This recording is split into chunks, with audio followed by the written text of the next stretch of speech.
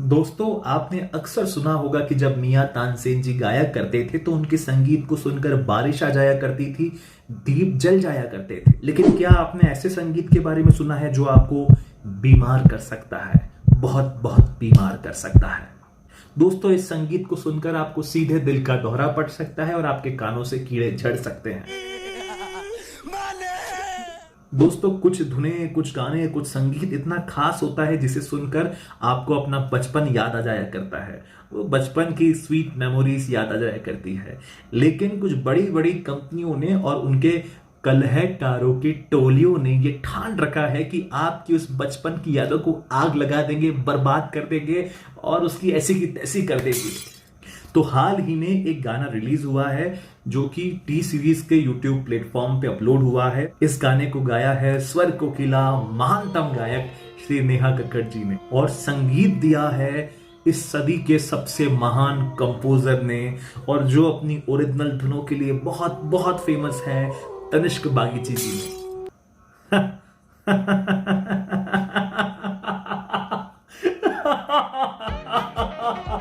दोस्तों, मान लीजिए आप 5 स्टार होटल में जाते हैं और ऑर्डर करते हैं, I would like to have a delicately crisp fried wrap with savoury filling, और फिर आपको वेटर बोलता है nice choice sir, really delicious and nice choice. और फिर आपको पता चलता है कि आपको पकड़ा दिया गया है एक सड़ा हुआ बासी समोसा, खोपड़ी तोड़ साले। और उसे खाने के बाद आपके पेट में दर्द होता है, आपको उल्टी आ जाती है। ओरिजिनल गाने की जो एक बहुत क्लासिक, बहुत सिंपल, बहुत एक लवली सॉन्ग था, सूदिंग सॉन्ग था, उसकी पूरी धज्जियां उड़ा दी गई है, उसकी बैंड बजा दी गई है। गाने ने तो क्रिएटिविटी की इतनी हदें पार कर दी है कि सुर जो होता है वो भी इसकी ऑटो ट्यून से शर्मा जाएगा और बोलेगा कि भाई मैं भी हार मान जाता हूं, आप परफेक्ट सुर हैं। दोस्तों, जो इसका पुराना वाला वर्जन था वो बहुत म्यूजिकली रिच था। उसमें क्रिएटिविटी भी थी, सुर भी थे और इमोशंस थे, फीलिंग थी, एक प्रेम की भावना थी।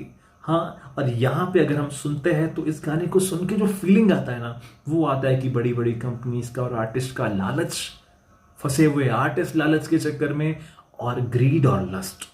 इस गाने को सुन के बस यही फीलिंग आता है। जब ओरिजिनल गाने में सिंगर गा रहे थे तो उनके गाने में एक प्यार दिखता था, उस प्यार के अंदर सादगी थी, सरलता थी, सौम्यता थी। और इस गाने में जब सिंगर गाती हैं तो इस गाने में दिखता है लस्ट, ग्रीड, कि तू आजा रे शहनाई। उसको बार बार, हाँ, इस तरह से आवाज को अपनी ट्वीक कर रही हैं कि जैसे उसको बुला रही हो और उसको बहुत कामुक कर रही हो। कुल मिला के ऐसी की तैसी इन लोगों ने गाने की कर दी है। अब कॉमन मैन रिव्यू में मैं क्या कहूं, आप लोग खुद कमेंट बॉक्स में लिखोगे इसका सॉन्ग का कॉमन मैन रिव्यू, ठीक है। लेकिन मैं कहूंगा कि ओल्ड सॉन्ग को खूब बार देखना, उसको लाइक करना, शेयर करना, जो ओरिजिनल कंपोजिशन है, जिससे उस आर्टिस्ट को मोटिवेशन मिले, उसको खुशी मिले। क्योंकि being a music composer, music artist, मुझे भी लगता है कि उन पे क्या बीतती होगी जब वो ये सब सुनते होंगे कि उनके गाने की क्या हालत कर दी गई है। तो दोस्तों, मुझे एक बात को सुनकर बहुत हैरानी होती है कि इतने बड़े बड़े कंपनीज के ये लोग, इनको ये लगता है कि आम इंसान बेवकूफ है। माना कि आम इंसान भोला है और भोले लोग कभी कभी बेवकूफ बन जाते हैं, लेकिन भगवान ने सबको म्यूजिक अंदर दिया है, उसको पता चलता है कि क्या उसके लिए अच्छा है, क्या उसके लिए खराब है। तो हम लोग क्या बेंचमार्क सेट कर रहे हैं आने वाली जनरेशन के लिए, इसमें मैं अपनी एक और राय रखना चाहूंगा। दोस्तों, इसके जो सिंगर है वो अक्सर ये कहते हैं कि हमने म्यूजिक कहीं नहीं सीखा, बिना क्लासिकल म्यूजिक सीखे भी आप सिंगर बन सकते हो और आपको नाम, फेम, सब कुछ मिल सकता है और आप बहुत अच्छा गा सकते हो। हमें पता है कि आप कैसा गा रहे हैं और आपने संगीत नहीं सीखा, वो आपको भूलने की जरूरत ही नहीं है।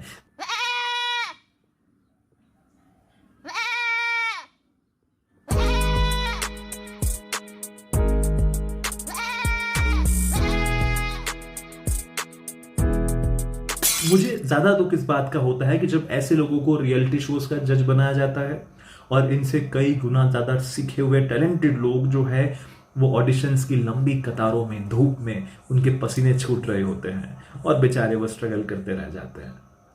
दोस्तों, ओरिजिनल गाने के जो राइटर थे, जो कंपोजर थे, वो बहुत ही क्लासिक लोग थे जिन्होंने हमारी जनरेशन को अभी तक जो है बहुत क्लासिक हिट दिए हैं। वो लोग म्यूजिकली बहुत ट्रेंड लोग थे। ललित सेन जी ने इस गाने को लिखा था, को राइटर थे शायद से, और कंपोज भी किया था। फाल्गुनी पाठक जैसी शानदार गायिका ने इस गाने को गाया था, और भी बहुत सारी मेहनती लोग थे जिन्होंने इतनी मेहनत से इस गाने को बनाया था, और उनकी मेहनत से ही ये गाना आज तक हमारे दिलों में बसा हुआ है।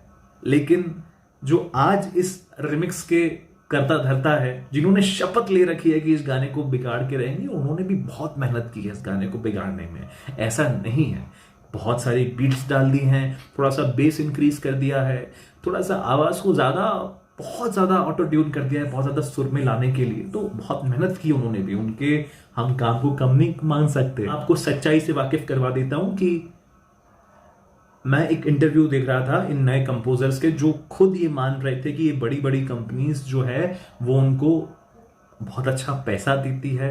वो नहीं चाहते कि ओरिजिनल गाना आए, क्योंकि उसमें रिस्क होता है, वो फ्लॉप भी हो सकता है, लोगों को अच्छा भी नहीं लग सकता। लेकिन जो पुराने गाने हैं उनके सहारे पैसा कमा लो, उनको बिगाड़ के पैसा कमा लो, और पैसों के सामने तो अच्छे अच्छे जो बिल्कुल खुददार ईमानदार लोग होते हैं वो भी झुक जाते हैं।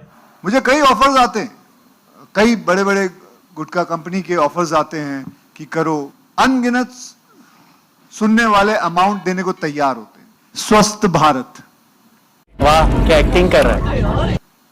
तो उसके लिए मैं ये काम नहीं करूंगा, गलत काम नहीं करूंगा। रुको जरा, सब्र करो। जुबान एक हो तो दिल भी एक होने चाहिए। तो वैसे ही ये सब कलाकार, और सॉरी मैं बार बार कलाकार बोल रहा हूं, आपने ऑब्जर्व किया, कलाकार। तो वैसे ही कलाकार जो है वो झुक जाते हैं। अब थोड़ा सा म्यूजिकल रिव्यू करते हैं। अगर मैं इस सॉन्ग को पुराने सॉन्ग से कंपेयर नहीं करता हूं, तो भी एक म्यूजिकल एक्सपर्ट होने के नाते, म्यूजिशियन होने के नाते, मैं ये दावे के साथ कह सकता हूं कि इस सॉन्ग में कुछ मेहनत नहीं की गई है। दोस्तों, इसका जो रिदम सेक्शन है उसमें तो कुछ काम किया ही नहीं गया है। रिदम क्या, वैसे तो मेलोडिक सेक्शन में भी कुछ काम नहीं किया गया है। रिदम सेक्शन के अंदर एक बेसिक सी बीट चलती रहती है पूरे गाने में, और ऐसा लगता है कि सॉन्ग कहीं और जा रहा है, बीट कहीं और जा रही है, उसमें थोड़ा सा बेस डाल दिया गया है। मुझे लगता है कि इसके जिन्होंने रिमिक्स किया है वो मैगी के बहुत बड़े फैन रहे होंगे, मैगी से बहुत इंस्पायर होंगे कि भाई 2 मिनट में मैगी बन जाती है, तो 2 मिनट के अंदर कोई गाना क्यों नहीं बन सकता। कौन है ये लोग, कहां से आते हैं? जहां पे सुरों की बात की जाए, धुनों की बात की जाए, मेलोडी कंपोजिशंस की बात की जाए, खाली पड़ा है गाना। एक कुछ भी धुन डाल दी है, कैसे ना कैसे करके उसको एडजस्ट कर दी है, और इस गाने में कुछ है ही नहीं रिव्यू करने लायक म्यूजिकल। तो मैं क्या रिव्यू करूंगा, आप बताओ। सिंगर की बात करें तो मैंने पहले कॉमन रिव्यू में उसका परिचय दे दिया है कि मुझे लगता है कि हद से ज्यादा उसको ऑटो ट्यून किया है, केवल सुर बचाने के लिए नहीं, एक टेक्सचर देने के लिए। कई बार ऑटो ट्यून इसलिए भी करते हैं कि नया टेक्सचर दिया जाए, थोड़ा सा पार्टी फन वाला टेक्सचर दिया जाए।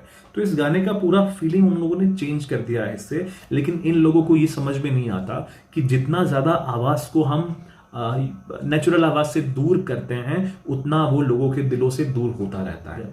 दोस्तों, जो पुराने गाने हैं, जो सदाबहार गीत है, वो अभी तक फेमस क्यों हैं, अभी तक लोगों के दिलों पे राज क्यों कर रहे हैं? क्योंकि उसका एक बहुत बड़ा कारण है, वो गाने जो रिकॉर्ड हुए हैं बहुत नेचुरल प्रोसेस से रिकॉर्ड हुए हैं। उस वक्त सिंगर बिना किसी ऑटो ट्यून के गाते थे, तो नेचुरल जो उनके सुर थे वो रिकॉर्ड हुआ करते थे। म्यूजिशियंस भी लाइव इंस्ट्रूमेंट प्ले करते थे। आजकल तो प्लगइन्स आते हैं, सॉफ्टवेयर्स आते हैं, हम लोग अपनी मिडी कीबोर्ड से ही बहुत सारे गाने, बहुत सारे इंस्ट्रूमेंट की आवाज निकाल लेते हैं।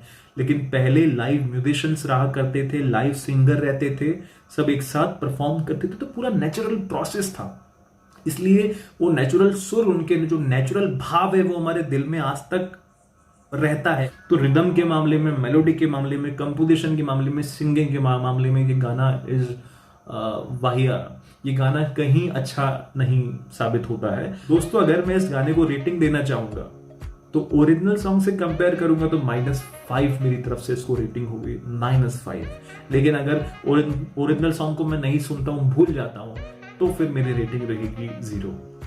तो दोस्तों, उम्मीद है कि आपको मेरा ये रिव्यू अच्छा लगा होगा। अगर आपको ये अच्छा लगा है, मेरी कोशिश अच्छी लगी है, तो प्लीज इस चैनल को सब्सक्राइब करिएगा, लाइक करिएगा, कमेंट बॉक्स में लिखिएगा, ताकि मैं आगे भी म्यूजिकल रिव्यू आपके लिए ला सकूं और डिटेल में। ठीक है दोस्तों, मस्त रहिए, मुस्कुराते रहिए। जय हिंद और जय भारत।